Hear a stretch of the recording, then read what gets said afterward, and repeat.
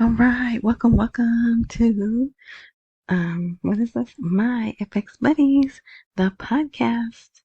And they podcast because there's other ways to experience this content. But first, let me say, adjust your volume. I am speaking low. It's very early here on a Saturday morning, January 20th. But I wanted to get this out. I have a feeling it's going to be another quiet Saturday, and I'll tell you why later. All right, so thank you again for listening, and let me just do the little spiel I have to do. So, the video, if you're listening to this on YouTube or wherever you're listening, no, it's only going to be the one on YouTube.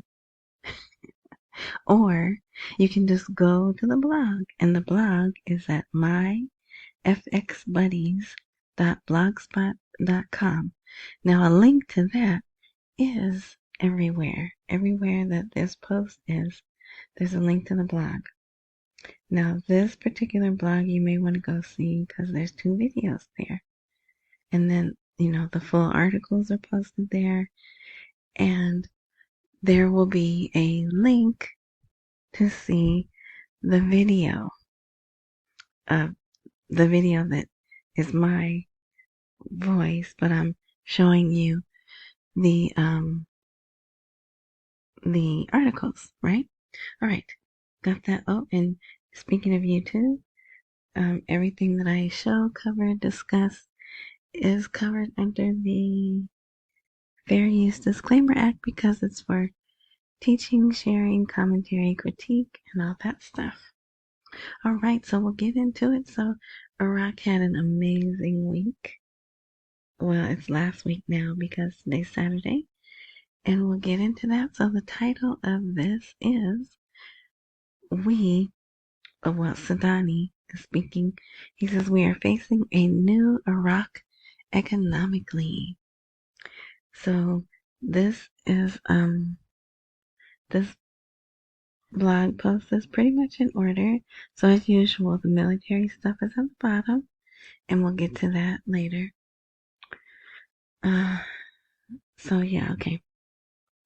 All right, so there wasn't really an article with this. It was a headline, and then if you go there, see the link is right there. If you go there, I put maybe they will add more. Oh no, sorry, this one they did. They did add more. And here it is. So he says, we are serious about scheduling the end of the international coalition's mission in Iraq. So that's basically us, even though it's called International Coalition. So I'm not really going to go over these articles because you can go there and read it. Plus, it's all over Dinar land. You may have read it already, but you can come to the blog and read it. Okay? But it's now, he's not the first prime minister, and it seems some people forget he's not the first prime minister to be invited to Davos. And every time someone goes to Davos, they at least talk to Bloomberg, they at least to the Wall Street Journal. We have this institute called the Peace Institute that's in Washington. Sometimes, oh, well, never mind, because that's not Davos. But now I've seen a couple of these, right? And I noticed Sudani has a very different attitude where the people who have been in these positions before seem to have been being dictated to, or, like you're gonna listen to us. He seems to be coming from a place where, hey, you're gonna listen to me. And I think I told you about what he told the World Bank. Yeah, we went over that in the last one. Okay, so this guy interviews him. I don't know who this guy is, but his name is here. Let's see. Is this? So here's the interview. So if you haven't seen the interview, it's, you could find it on YouTube, but so many other videos have posted, it's not going to be very easy to find it. So here it is. It is in English. Some guy is translating. So at this interview, these are the responses. So these are pretty much most of the responses, actually. It's short, it's 40 minutes, but so here's what he says about the economy. And the reason why anyway, Iraq will be completely different for the better and will move forward with confident steps. So the question to that was, where do you see Iraq in 20 years? So that's why you got to answer like that. And then the last statement they have here is, we are facing a new, economically strong, unified, and stable Iraq. And again, I know it's all good words, it's all things we want to hear, but it is what it is. Okay, and so here's another thing. He's really sticking to this point. Sudani is. He's really sticking to ISIS does not represent a threat to the state, which is Iraq. And we have begun a dialogue with the international coalition to end its mission in Iraq. And I haven't seen any evidence of that. All right. So, you can read that article if you want. But this is my favorite article. So he's talking to Kristalina something or another from the IMF. It says the International Monetary Fund praises the Iraqi steps in the field of the financial and banking system. So he's getting invited here. Thursday, the Director General of the IMF welcomed Iraq's ascension to a non-financing program. What does that mean, non-financing program? I'm going to look into that later. To support economic reforms during her meeting with Sudani in Davos. But, and this is going to start, I think it said in April. But, they discussed cooperation with relations between Iraq and the IMF regarding the development path and some other stuff too, I bet. But we can only go by, what's in the articles. Let's see. Gateway. This is an important sentence, but we already know this. Yes, Iraq is a gateway to the region. Blah, blah, blah. Yeah, oh, no. Next month, Iraq's joining a non-financing program to support economic reforms as meetings with the fund will begin next month to implement this program. So maybe it's just another, we'll hold your hand deal. Because they don't need money, right?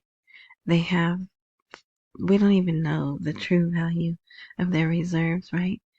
But, so they don't need to take loans. But the thing about working with the IMF is that's how they get you under their thumb, by loaning you money, right?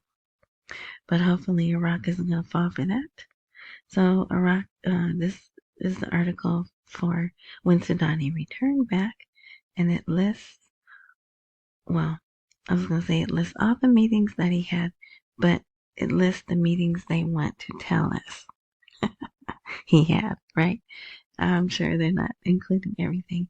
So you can read that, but President Macron, the French president, yeah, just a whole bunch of stuff. World, NATO, the UN, meeting with the heads of just people, countries, companies, right? Very important, very, hey, we're coming out to the world. They have there's statements of, in the articles, that's what it says. We want to have economic relations with all in the world. All right, so yeah, so you can read that again. Here's the full interview with that guy. I don't know who the guy was, John somebody, but whatever. So here, for the first time, so here's another first time. Ding, ding, ding. The assets of Iraqi banks record an unprecedented number. And y'all know me, I see numbers and I start glazing over. So if you want to read that article, there it is on the blog. But they do give very specific percentages and what the GDP was and all that stuff. I'm good with the headline on that one, you know. All right, so let's see, what is this? So during 2024, all right, so now remember, this is the place where you come to get grounded, right? So remember we had the article of the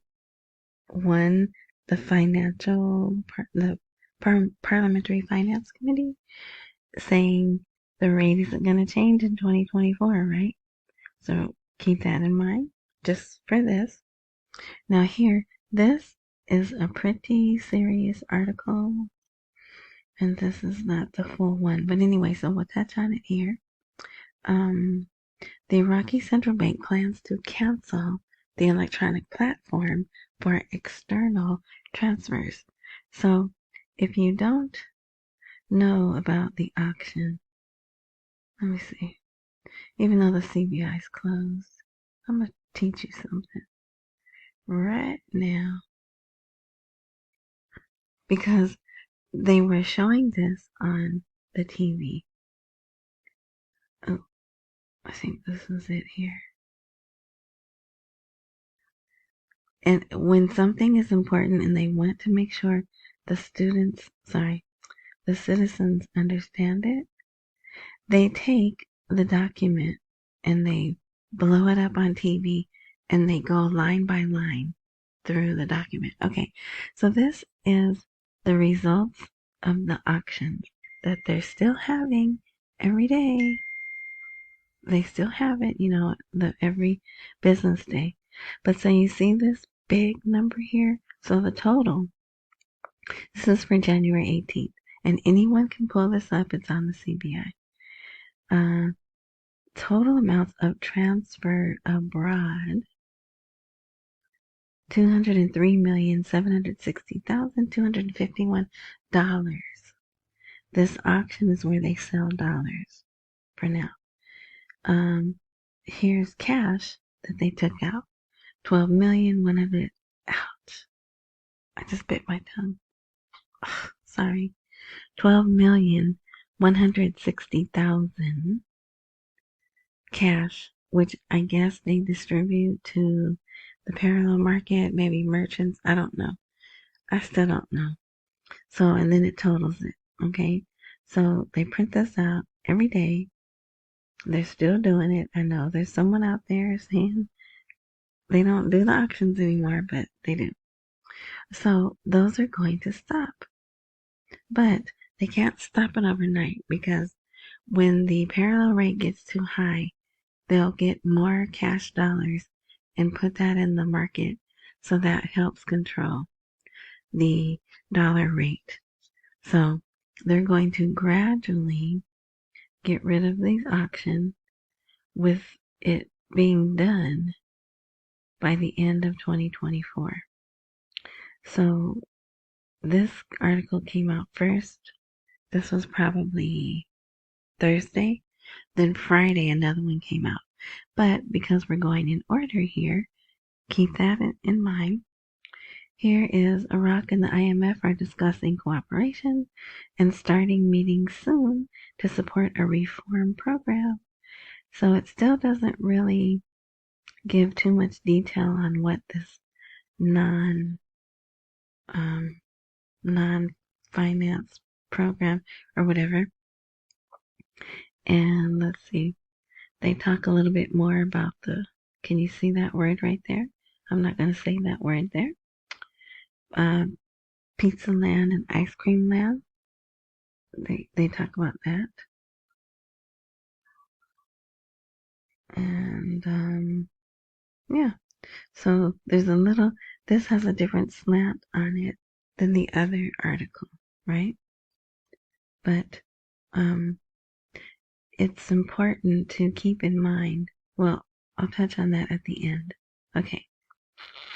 So they had another World Trade Organization article, and this one says Iraq is taking serious steps to join the WTO. Well, if they're taking steps, that tells me they still have some more steps to take. And if you read the little article, you may surmise the same thing. Bottom line, they're not in the full-fledged members of the World Trade Organization, but doesn't even matter. Who knows? Okay, this article you should read. Listen to the title: Calls to Activate Economic Security. Markets are burning and a war of attrition lurks for 12 million citizens. And we know Iraq has 44. Well, they may have more. They haven't done a census, but rounding up or down, they have about 44 million citizens. So maybe this 12 is the extreme poor, the 12 million. But yeah, control of market wills.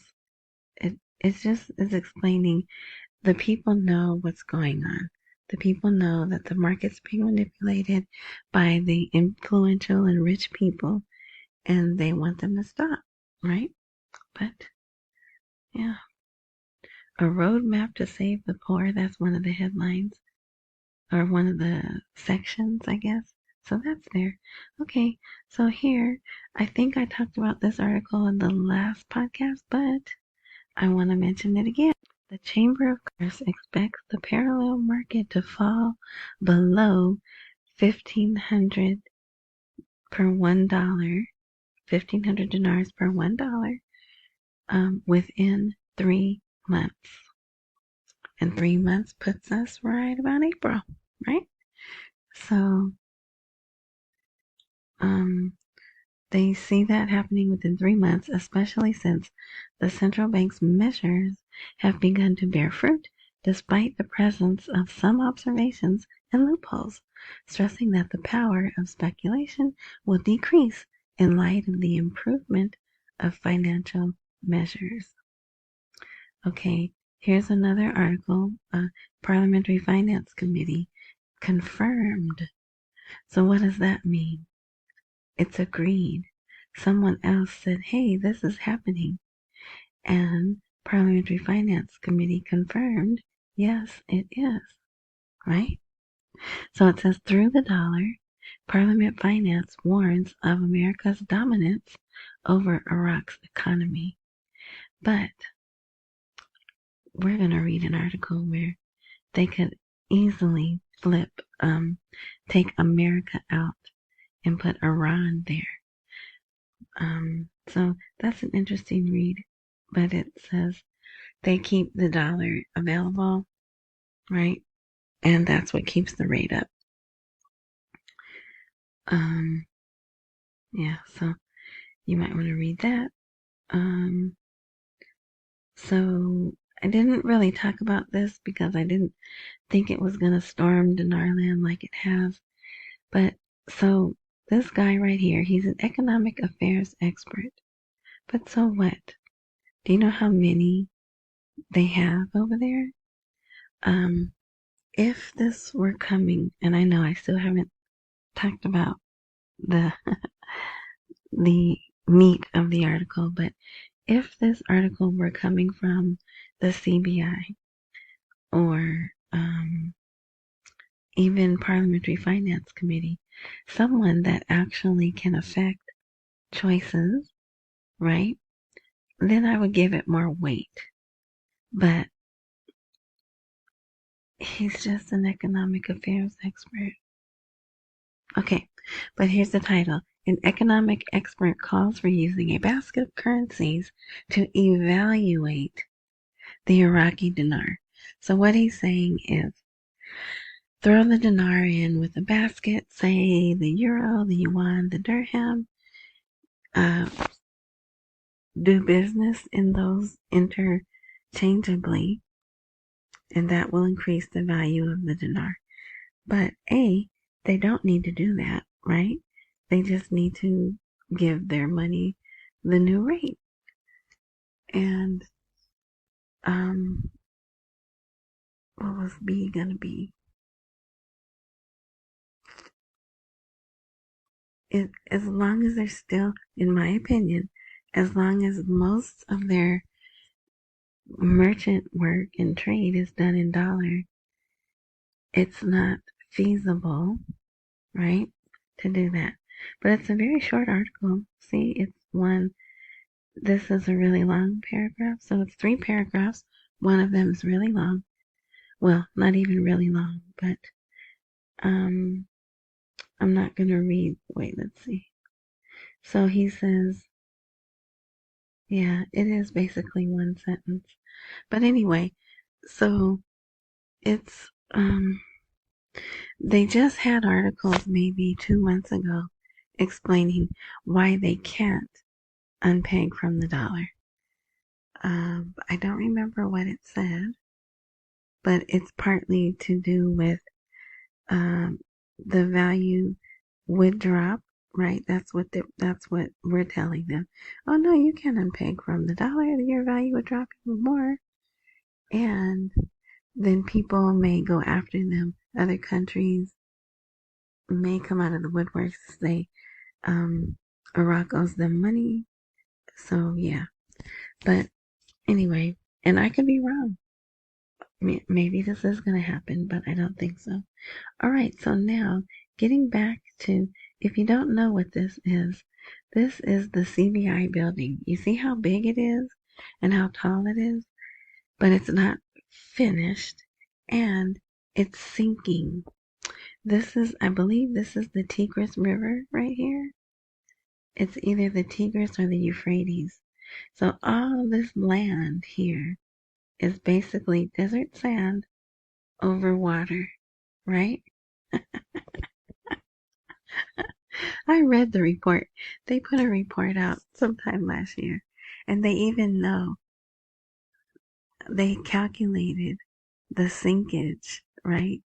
And they're not even done. So they're still not done. That's the empty building that's not completed. Imagine when they get cars parking and they get the offices full with all the office equipment, right? Then it'll be an even heavier building. But they calculated, I think, 6 years. In 6 years, they would need to, it will have sunk so much that they'll have to deal with it in just 6 short years. All right, that's not funny. Okay, so here are the 3 documents. There's 1, it's in Arabic. There's 2, it's mostly in Arabic. And 3, definitely all in Arabic. So the first time they put the article out, they just put the article. They didn't put the documents. So I translated the documents, and it basically is just saying they're gonna phase out the auctions. The Central Bank of Iraq is planning to gradually cancel the electronic platform for external transfers during the current year, 2024, leading to its complete cancellation by the end of the year. And they'll still use it, but for audit and statistical purposes. So there's another thing saying they're going to go to 2024, right? I don't know. I don't see how they can go. The people were in the streets, I think Thursday, the citizens were, and they were angry. They're angry about the prices going up. So the prices are going up. They're not doing anything to secure the value of the dinar. And it fluctuates so much, right? That it's difficult. Life is difficult for the citizens right now. And they are still using dollars. All right. So then the banks that they're going to use to phase out. So, because they'll still need to move the dollars.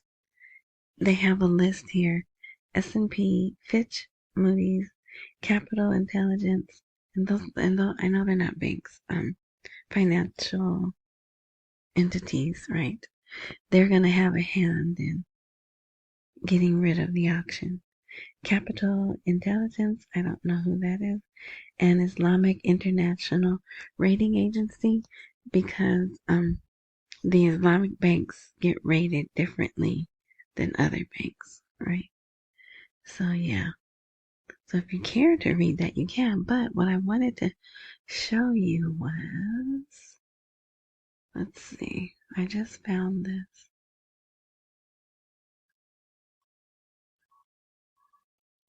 Nope. Doggone it. Of course, when I want it, I can't find it. I just had it pulled up.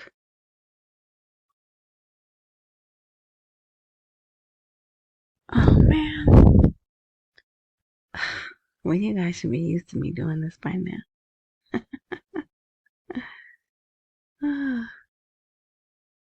But,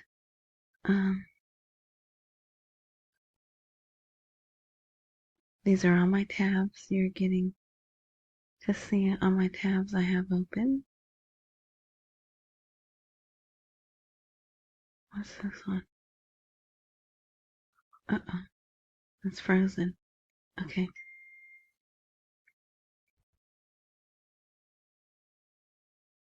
Nope. I can't believe it.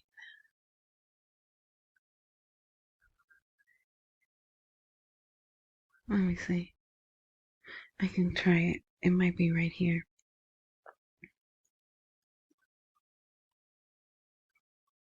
What?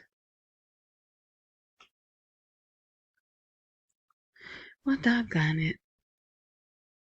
Nope. But I do have it. It's on the blog. Let's see. So it's right here. This guy. Oh, okay. You're not going to see it moving, but here he is. He's the news anchor guy. And here's the document. See it here on the big screen? And then they go over and they highlight the parts, and he explains to the people what this is saying. And they don't do it for everything. So that's how I can gather, okay, this is really important. They really want the people to understand what this is saying. And that's another reason why I'm like, do they think the people really want to hear they're going to be living this way for another year? I don't think they want to hear that. So, I don't think that means we have to wait a year. I hope it does not. But if we do, we do, right? Oh my gosh, is that almost 30 minutes? Jeez Louise. Okay, we're at 28 minutes. All right. So here's an article for people who can't understand how Iran influences Iraq. Listen to this title. Iran's desire for a seat at the table felt in Davos. So at a dinner in the Swiss ski resort of Davos, Iraqi Prime Minister, all his names are there, hosted business and political leaders to showcase Iraq's improved security and finances. Hint on the security. As the event was about to end, two attendees told Reuters, so Reuters was there. This is a private dinner, but Reuters was there. Okay? News reached some guests that Iran had fired ballistic missiles at what it said was an Israeli spy quarters in Erbil. So here, Sudani's great moment is to go over there, and he's the star of everything, all things pertaining, to Iraq and the Middle East. And then, boom, Iran does this major bombing. And so, even though Iran's not there, they become a topic at the meeting, right? So, yeah. So that's why it a lot of the world came out, well, especially the Muslim world, came out and spoke really bad about Iran doing that.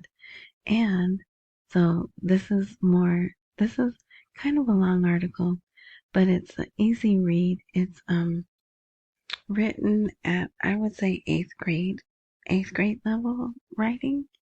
All right, let's see. So here's the military stuff. Okay, there was one other thing I wanted to show you. So I do know this video's here. I think this is it.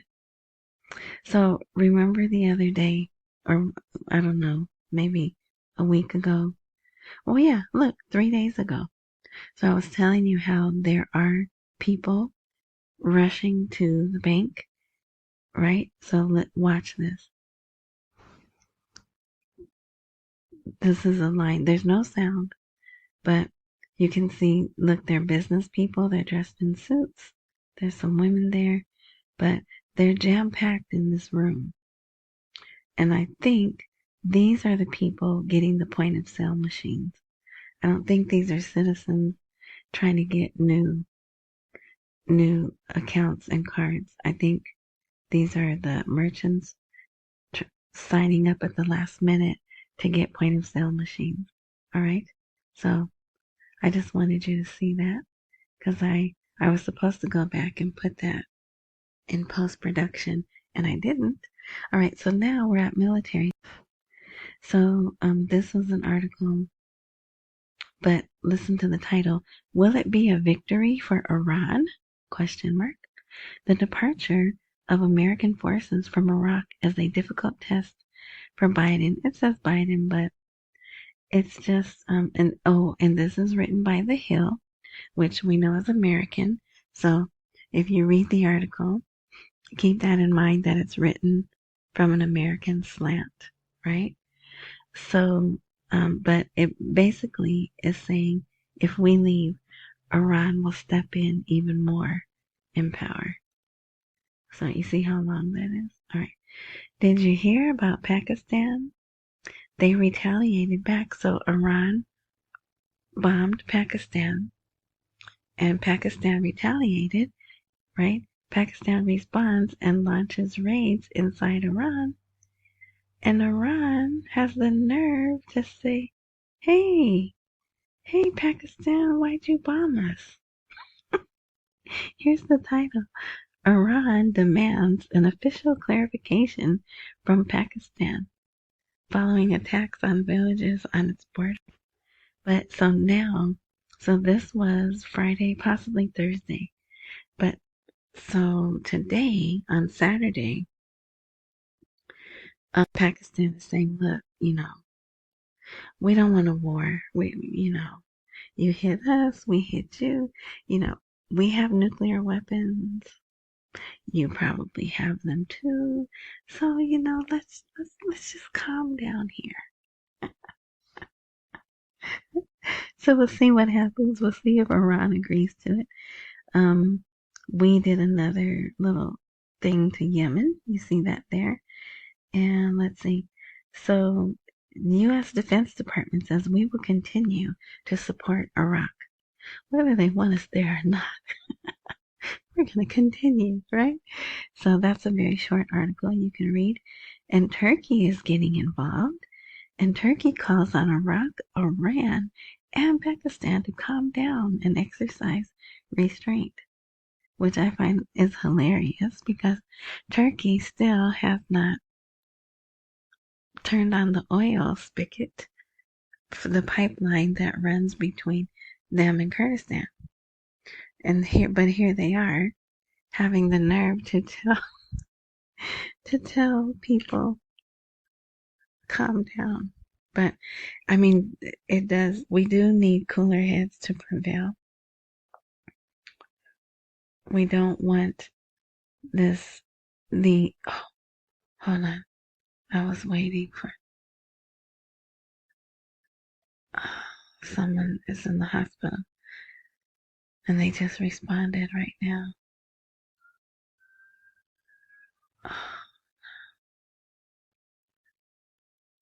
Oh my gosh. Okay, well, at least she was able to fly back. Okay, I'll respond later, but I've been waiting for 2 days to hear from her. All right. Okay, so that's it. Oh yeah, I put that's it. That's the entire article. It says Turkey calls on Iraq, Iran, and Pakistan to calm down and exercise restraint. That's the headline, and then you go to the article, it says the exact same thing. Okay, so that's it for this. This is basically where we are. So I just want to show you one thing. I always try to end on a light note, right? So one of the daughters, I believe that's a daughter, that was, she's no longer living, in what Iran did to Erbil, believing that it was a Israeli spy base. So she passed. So they had a little car racing for children. And look at this. Okay. So in her honor, and they're going to do another one too.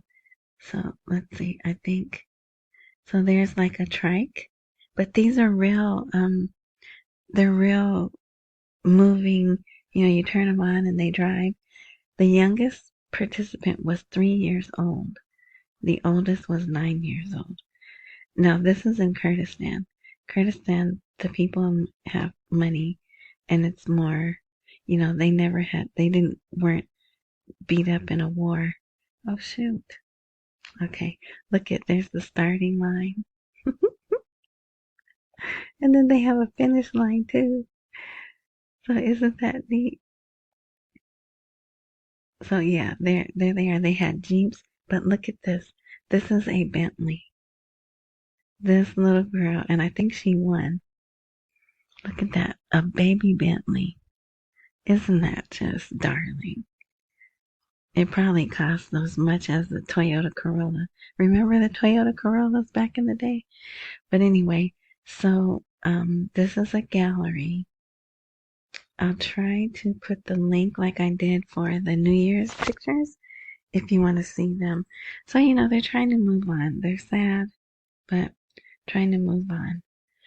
All right, so I'll just leave that picture there. You can look at. But so what's going to happen next is Sudani will spend the next couple of days, probably even into Tuesday when they have their committee council of ministers meeting. I don't know, but there's a meeting they have every Tuesday. So he'll be meeting with the different ministries and the different presidents, like,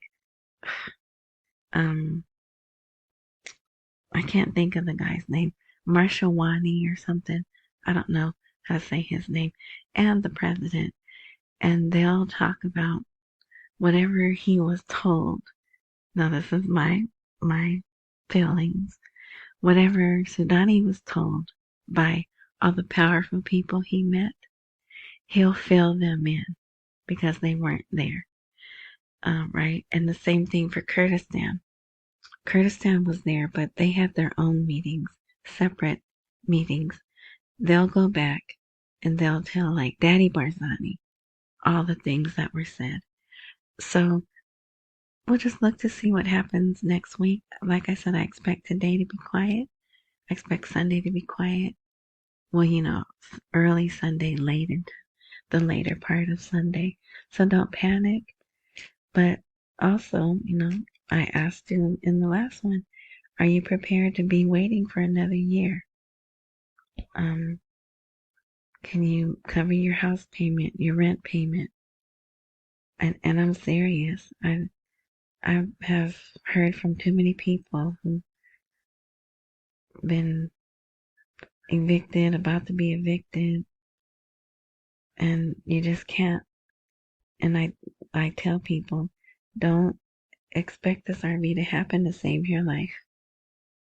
Live like it's never going to happen, but also be prepared that it could happen tomorrow, because it could. So, thank you for listening. I know it went long, but I don't expect to do another posting until Sunday, perhaps even Monday. So thank you for listening. Thank you, new subscribers. I just do this try to be other voice. I don't have boots on the ground. I don't have bank contacts. I just go by the articles for my sanity, right? So I'm not on a roller coaster. So I hope it helps you also. So again, thanks for listening. Accumulate while we wait for the rate to appreciate. Don't miss any meals and pay all your bills. Thank you. Enjoy your weekend. Until next time.